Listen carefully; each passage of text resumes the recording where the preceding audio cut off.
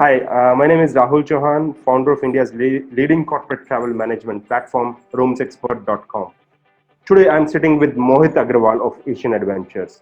He has been into the business for more than 3 decades now. So, I've got a few questions for him, but before I ask him anything, I would like Mohit to introduce himself. Please, Mohit. Hello, I am Mohit Agarwal. I'm an experiential ecotourism specialist. I've been running a company called Asian Adventures for 25 years, and it's a nature-centric organization that helps people travel across national parks for bird watching and wildlife. And I also own a few resorts which are strewn about across the country, which are experiential in nature. That's what I do. Great. So, Mohit, tell us something that you have got few hotels, as you just said. So, where are these hotels located? So some of them are located in the Himalayas, and then one of them is also in Gujarat, where the lions are. So the Himalayan ones are up in Jageshwar, which is the place for Lord Shiva, where we have 2,500-year-old temples. And then there is one iconic lodge near Nainital. We call it lodge because Americans like to call hotels, small hotels, lodges. You know, it's a term that is very popular in Africa and in America, and that's our target audience. So the one that's near Nainital is the first bird watching lodge of the country. It's in a place called Pangot. And then we have another beautiful boutique place, which is in the foothills of Mussoorie near Dehradun, and that is called Voltaire. So, Mohit, as you said that you have got a lot of Americans coming in. So, which all nationalities have you served in the last 25 years now? So my largest base is Europe, and then it's America, and now it's Southeast Asia as well. But I don't know how to get Chinese in. We need to figure that out.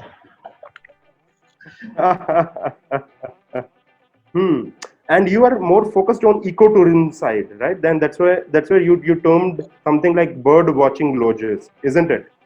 Correct, absolutely. So the USP is the most important thing for any lodge, for any hotel. So you need to anchor it with one USP. Each lodge should be anchored with some USP, so that at least you are capable or you're deserving enough to get that segment, and then whatever else that comes in is all bonus. Okay, so seeing the current situation which is going around, how is your hotels or lodges are preparing to handle customer safety now? So what we're doing is we have gone through our SOPs, and we have started to create boxes, or let's say containers of information for those eventualities that we are perceiving right now. But we are not putting in any SOPs yet into it. We are only developing processes that will help SOPs run the moment these conditions come in. So when the conditions are laid by the government, by so-called experts or many other agencies, we will have the containers ready. We will not have time to tweak our flowcharts, our SOPs. We'll just put them in, and our staff will start to work according to this. Is it possible, Mohit, can you share a few details about those SOPs, if that's a possibility? Yes. So for example, let's say the client is entering your lodge, right? He's come to the parking area. He's parked his car. There is somebody who has helped him park his car. And after parking his car, his luggage has to be taken to the rooms. He goes to the reception area where he checks in, and he's taken to the room, right? So this is a standard procedure. That's how it goes, right? So when he comes to the parking area, what is it that my people are going to do? Are they going to go open his car door and tell him, "Welcome, sir, welcome to our lodge," and then open the boot and take out the luggage themselves? Or are they going to wait for him to come out? So those are the things that we're seeing, that once that happens, then we don't know what to do, right? So we'll have sanitizers ready. So what we can do, we are only imagining and putting that into our SOPs. That we'll have sanitizers ready, we will have our gloves ready, we will take his luggage into the rooms. He will be told that this is all sanitized. He'll have new sheets, new pillow covers, new everything, but maybe he brings his own, right? What is it that he's going to do at the time of check-in? Are we going to collect his ID, or we are going to make him do online check-in? So we are making sure that online checking procedures are also in place, correct? So we are taking care of those conditions that we are imagining will happen. And Great. we are so that's what we're doing. We're running a parallel system. So if I understand all your points which you have just discussed, those are more like talking about contactless, and the touch point become for a customer, it becomes contactless. So how are you preparing, which I think this would be a new norm for that going forward. So how does you plan to focus on these contactless touch points for a customer? It'll depend a lot on what eventually pans out. How the customer is behaving. So right now we work everything out as per the customer behavior over the last 20 years. Okay. Now all this cannot be trashed. So we need to evolve on these SOPs, current SOPs, and the standards that we've created. That what will the customer behavior be? We don't know the customer behavior. We just know our behavior, and we are only imagining what the customer behavior will be. But the point is, when the customer displays A kind of behavior or B kind of behavior, where are we going to plug it in? How are we going to notice it? How are we going to put it across into our system? How is our system going to read that information through us? Is what we are focusing on right now. Quite interesting. So what do you plan to do to maintain social distancing post this particular situation? Again, I said that social distancing is a norm right now. Will that be a norm later? We don't know. Right? What about honeymooners? Right? Unless they intimate, they cannot have children. India is the most populated country because of these honeymooners. Right? And the point is that this social distancing concept will come very well, and it will be really fruitful for small or big lodges and hotels if they have independent units. For example, I would say that instead of doing 4 holidays, you choose a beautiful boutique lodge and you do only 1 holiday, and you do a long holiday. Nobody else is coming there, only you're there, your family is there, your friends will come, that you are 100% sure of. And you dictate how your system is going to be. And while you're there, the team, the staff of that lodge becomes your family. Because their safety will be guest responsibility, and so they cannot be roaming around freely while the guest is restricted to the lodge, or the guest cannot be, or there cannot be many guests because they will jeopardize or threaten the health of the workers as well, of the team as well. So social distancing right now will work very well with small lodges and with places where people will come for long stays, and they will be certified that they have no corona or anything like that. But eventually it will start to evolve from there into some other things for medium size or big hotels. We don't know what yet. Very interesting and aptly put. So you touched upon one specific point, certification of those lodges or hotels. So how do you plan that these things would be going forward, especially with industry veterans coming in? So there'll be dime a dozen certifications that will be coming into the market at different points of time, thinking that so and so is an expert. These are incorporated those 10 guidelines that have been given by the state or the government, and this is what you need to check. And if you've got all those checked out, you've got to have the certification. I think the game is much larger than that.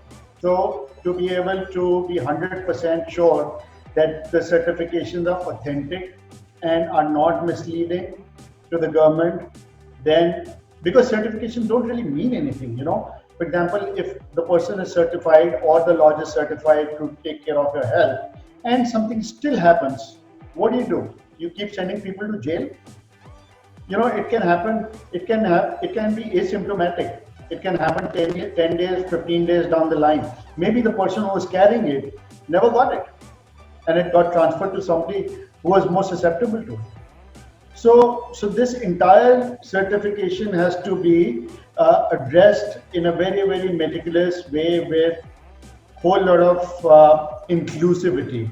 I'd say that this is the job that you cannot pay somebody to do your push-ups. You have to do this yourself. The government cannot say that this is what you need to do. This needs to come from the industry itself. And there might be a possibility, Mohit, that different states and different governments might have different set of certifications. There might be a possibility that 2 years, 3 years down the line, we might have a ISO sort of certification even for hotels in terms of safety and hygiene. What do you think about that?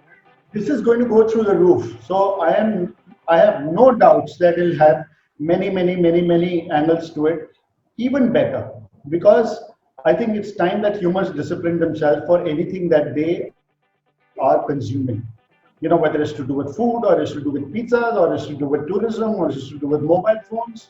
Everything needs to have its own set of rules. And who's going to do it? I don't know. I couldn't be bothered. I'm going to go, after my retirement, go sit in the fields, grow crop and just eat and live happily. Well, I'm coming back to certifications. Let's not talk about that. Certification will be required at every given point of time. I am just loving this discussion with you, Mohit. I'm just loving it. So you talked about certification. You talked about certification and all other stuff. So just one more thing I would like to understand. How do you plan to keep all your lodges sanitized? As of now, till the time there is no certification coming in. So if there is no certification coming in, we need to understand that if the family that's coming to us is paying us a price and has not been infected by corona in any which way, because they'll be scared also, then they're most welcome to come.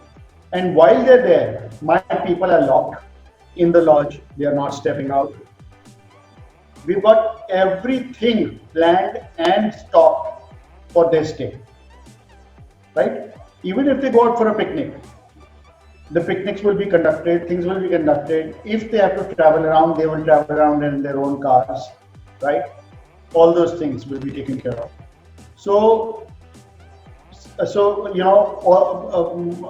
say you've got hand sanitizers or XYZ or all those Lysols of the world, all that will be in place. But that guarantees nothing. So the only thing that guarantees is your intention to stay safe, which is why the intentions have to be between two parties, not number of parties. So it has to be the party which is the team, the lodge team, and the client. That's it. No second party, no third party, no fourth party. And that is interesting one. So I believe that going forward, just like we have got first aid box, we might have a health safety kit coming in, isn't it? Doubtlessly. So you also, between the conversation, you also told something. You told us that a lot of people would be going on long journeys and would be just taking 1 or 2 trips, and earlier as they used to take shorter journey. So I was reading it somewhere also a few days back, that going forward, especially in leisure, people would be willing to take up to the cities which are not over tourism. There are few certain cities across the globe, and they will prefer smaller cities and smaller lodges and hotels, isn't it? What's your thought around it? Yeah, so middle class family will spend 55% of its earnings into necessities, correct? it'll spend certain amount of money into investments, certain percentage. It'll spend 10 to Correct. 15% of the money in traveling. That 10 to 15% of the money that's there for traveling will be reduced. Hmm. Overall, it will be reduced in the number. So any which ways they can't afford to take long travels, many travels across the year. They cannot travel to very expensive destinations. So it makes better sense for the hotelier to give great deals for long stays rather than securing new clients every day. And it makes better sense for those people to go and enjoy one place and do a great holiday rather than doing many holidays which they can't afford anyways. Quite an interesting perspective, Mohit. So, just the last one. Is there anything you would like to inform our future guest, which would be coming to your lodges? I'll tell you what, we as humans cannot be contained. We're the most adaptable species on this planet, right? We have started digging our own grave because we are so many in number, right? Don't be bothered too much. Wait, watch, be there, love this planet. So understand the philosophy that has just erupted. 3P, people, planet, profit. Use profit, make profit from being a person of this planet by nurturing it. That's my game. Wait and watch. Don't Wow. don't tread on Mother Earth unnecessarily. Wait for a while. It'll all allow you. She will allow you to walk. Don't mess around with her too much. Don't be in a hurry. That's my game. Wow, this was amazing. Three P's: people, profit, and planet, isn't it? Absolutely. So now, just the last one, and I'm sure this must be the last one.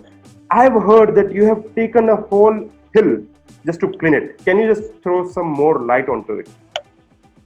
So it's been my dream to clean the Himalayas. I want to. So my take on this is that we need to eradicate plastic from every destination of the Himalayas. We need to make it more sustainable, right? I'm not saying plastic is bad. I think the usage, the way it's been, again, SOPs. Do we have certification for plastics? We don't have certification for plastic. How to use Right. plastic, right? Even if it's there, it's Absolutely. implemented. We need to talk about that. So if we don't do that, half of our worries are gone. So that's my take. So Kedarnath, Jageshwar, pilgrimage towns, places like Corbett Park or Pangot or any of these destinations are strewn about with plastic because people don't have not developed. The consumerism has gone through the roof. The seller does not care what happens to his product or after it's been consumed. The seller has no idea or does not care. Even the state level and the district level policies that have to come up if you want to do anything. Anyway, so that said, I am doing my job. My job is I'm a crusader and I will continue to be one. So Mohit, if you can just tell us where that hill is located and how much garbage and especially the plastic you have taken away from that particular hill. So it hasn't been very much because it's a collective effort of the villagers and everybody put together. So every village, so this is the Nainital, and so every household, every hotel has been actively doing something or the other to contain and clear garbage from that area. I'm not saying it has been cleared completely because there's still work in progress. So we are going to take this up during this lockdown period to again look at it and to take it to ground zero to look at how we're going to manage it again and have the government authorities step in. Till now, government authorities have not stepped in, right? So we need to, this is going to be the example or the model village where once we are through with it, we will then have a dossier ready to be given to other parts of the Himalayas where they can just read the book, tweak certain processes and not have the plastics coming.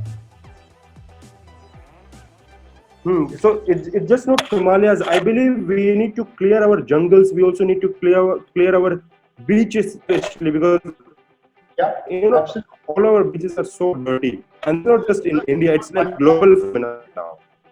I'm talking about Himalayas because that's a roof over our heads. That's where our glaciers are. That's where our rivers are. That's where our water systems are. That is where the debris comes down and makes our soil fertile in the plains of Punjab or Haryana or any other place in the Deccan Plateau. What are we doing with? So that's the source. So I'm not saying that where it ends, it doesn't have to be done. It has to be done. We don't know what's going around in the sea. We live on top of the land. We don't live under the water. So the amount of rubbish that's going on inside that water, don't even have a clue. Marine biologists will give you the right picture. Absolutely, yes. And I remember there was a story last year about the garbage which we have on Everest as well, isn't it? Yeah, absolutely. But all this is human done and it can be easily contained, no problem. It's just the intention. Like you're asking this question, so you have the intention. I'm answering this question, so I have the intention. Right? So all we need is more and more and more and more people with intention. That's all. And we'll start And I love your intention, Mohit. Great. Thank you very much. Kudos to your work. Hats off to you, man. Thank you. Thank you, Rahul. Lovely speaking to you, Mohit. It was an amazing discussion with you. Thank you so much for your time. Thank you. Thank you very much. Thank you.